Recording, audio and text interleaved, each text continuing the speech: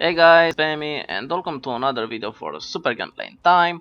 In this video, we're going to take a look on some of the expansion stuff for Firefall, a new milestone dropped, and there are some changes in the game based on progression, some new stuff, and some stuff that is kinda got me worried about the game and stuff like that. So on the right side, you're going to see anything that I'm going to talk about. So let's get right in the garage and see what's going on there.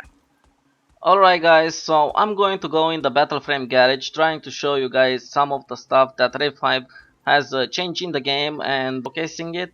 I'm trying to show you guys that the level cap for the experience on the Battleframe has been increased quite a bit, with the downside that you actually have to farm more for resources, items, and some of the rare stuff that you need to progress your frame. The good stuff is that you actually get to unlock more pilot tokens that you can use to buy more advanced battle frames, so that's a good thing. Also, with this progression, the items have been changed a bit. All items have been wiped, so no more items that you had gone. There is some rewards for all the battle frames that you had. For example, if you had a fire cat, you get a fire cat starting pack for each stage of the items that you used to have, and the battle frame is progressed in. So right now the stages in terms of quality are capped. So for example, on stage 1, the quality of resources used for those items it's 125. At stage 2 you can use resources up to 250. At stage 3 you get between 250 and 500, and from stage 4 you can use quality from 500 to 1000. Now you may be asking, what does this change with the economy? Well, it makes all the resources more viable and actually more precious, because in the past, if you wanted to make a quality item of stage 1, you had to use 1000 quality resources to make that item the best in that stage. Right now you actually have to use only the cap for that stage, which is a lot cheaper to make, but makes all the resources more viable, so that's a good thing in my opinion. Also, with this update has been added a bit to the progression, a new perk system, which is really nice, because right now you have a reason to progress your battle frame and unlock all the stages for your battle frame, because it's going to give you a perk that gives you an ability, right? So for example, there is a perk that you can get pretty easily for melee, which is awesome. There is also perks like bullet damage and magazine increase, and I don't know, there are a ton of this. You have buffs, debuffs, ton of good stuff in my opinion.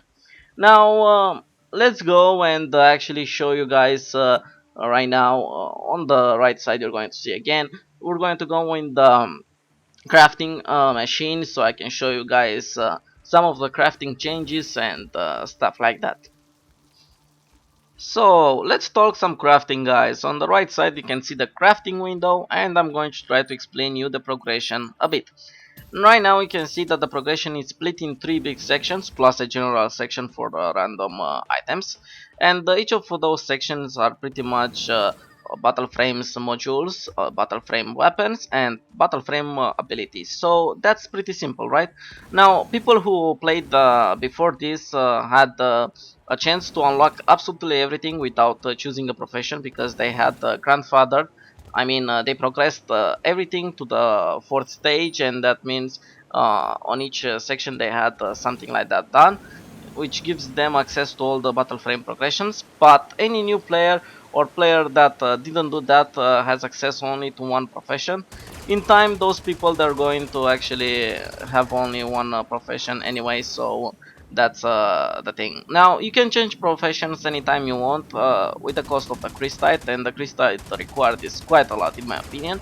Well, not for advanced people, but for the people who try to progress, they're pretty much going to choose one of those and run with it, because there is no other choice. After 30 days, the required crystite to reset goes back to 0, and you can reset your profession if you want for cheaper, but until then you have to stick with whatever you have. Now to unlock any of those recipes from those three professions, you require research points. Research points are pretty much earned by salvaging items. If you had old items that are not usable anymore, you can get pretty good salvage for that, and you get the research points. So in my opinion, that's pretty awesome. Also, what I like to point out is that the cost for researching and crafting the weapons is kinda high, and that makes the weapons in the market pretty expensive. Also, the time to craft those weapons be done, and to make an weapon for stage 2 also took me 2 hours, but I heard on the stage 4 I think is 6 hours, so it's kind of annoying in my opinion. Other than that, I think the progression is pretty cool, and it actually sets in stone uh, the professions, and in the future we're probably going to get more professions, and that's pretty awesome. It also puts people in the position to actually have a crafting business, because there is going to be demand for each of the stuff, and we're going to see how this is going and how the economy is going to react to this. So far, so good in my opinion. Now let's talk about some of the campaign missions that have been introduced in the game and how those work. Alright people, so there is only one thing left to talk about, and that's the campaign missions and how you do them.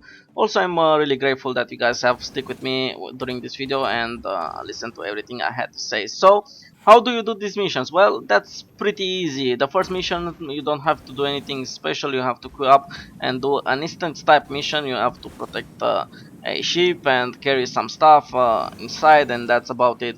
Also, the missions are a few of them single player. You have the option to do them by yourself.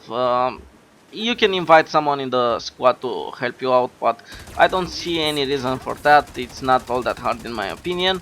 Um, what you see in the video is Ares mission along with the story mission. I'm combining two because they're actually recorded at the same time, so I didn't have much of a choice. I didn't want to bother to cut the video anyway, so stick with that. And what I wanted to say is that in between missions you have to collect something called campaign points, which is kind of like experience in my opinion. You get them by doing any random event mission like Ares and Thumping and whatever the fuck you want to do, chosen strike teams and tornadoes. You get those by doing that. The amount required is not all that much, but I'm expecting by the time they're rolling out new missions to require you even more of those campaign points too.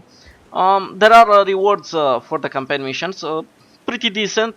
Some of them are kinda useless, I admit that, but there are some good ones as well, which I actually needed, so I'm thankful for that.